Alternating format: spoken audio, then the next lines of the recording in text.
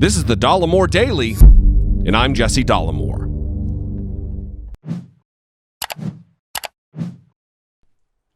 People make mistakes, but normal people make mistakes and then learn from and grow from the knowledge gained as a result of having made those mistakes.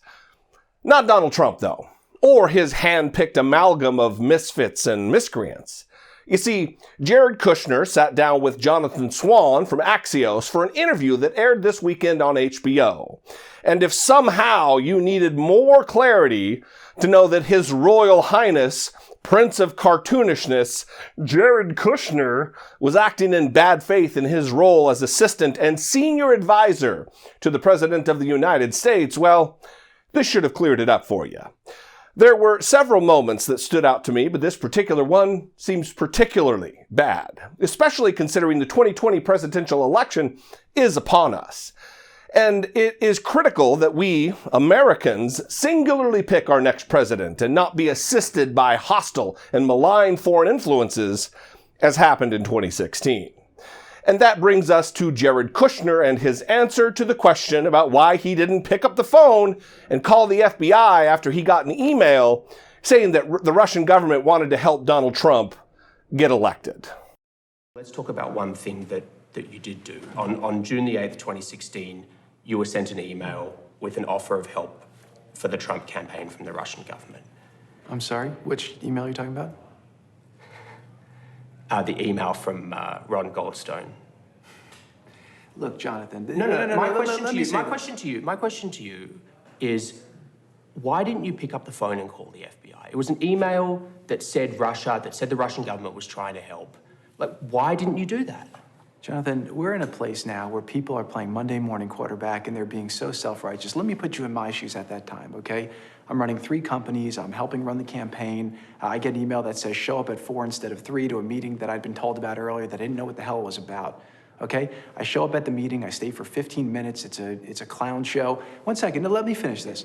I text my assistant and say, can you give me a call to get me the hell out of here? This is a waste of time, I leave. I never would have thought about that meeting again, okay? Had there been something that actually was nefarious at that meeting that came up, maybe we would have done something different. But the reality is that the meeting was a total waste of time. I need to stop you there. We're talking about Russia here. They are a long-term adversary of the United States, decades of hostility, including spying. Does it not set off at least some alarm bell when you see an email saying that the Russian government wants to help the campaign? Like I said, the email that I got on my iPhone at the time basically said show up at 4. I didn't scroll down. I never would have thought about that email. It had Russia in the subject line. Again, I would get about 250 emails a day. And so I literally saw show up at 4. I showed up at 4. Would you call the FBI if it happened again? I don't know. It's hard to do hypotheticals. Now, there was a whole bunch of subterfuge there, and I'm going to address each facet of it. First, his smug little dismissive laugh and assertion that people like us who question his actions are self-righteous.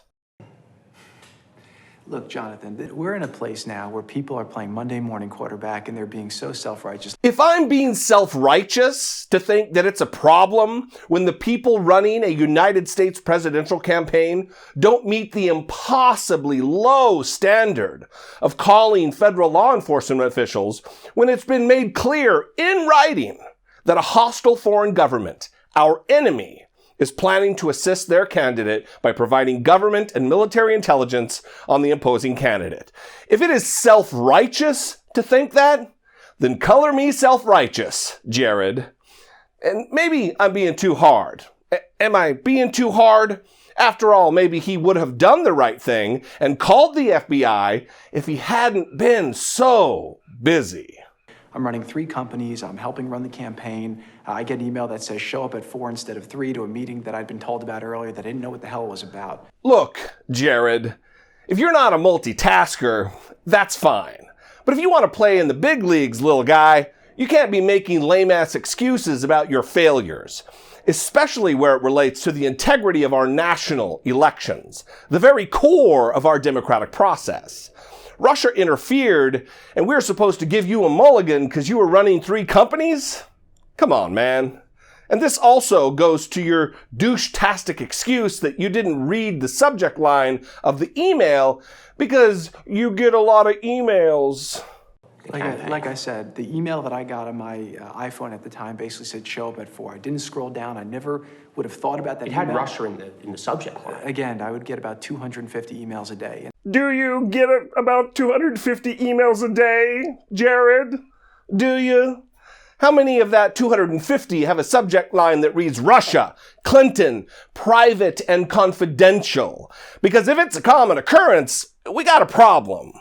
And then, finally, the most Putin-pleasing moment of the entire interview, when he was asked if he would call the FBI if this type of thing were to repeat itself during the 2020 campaign. Would you call the FBI if it happened again? I don't know. It's hard to do hypotheticals. You don't know?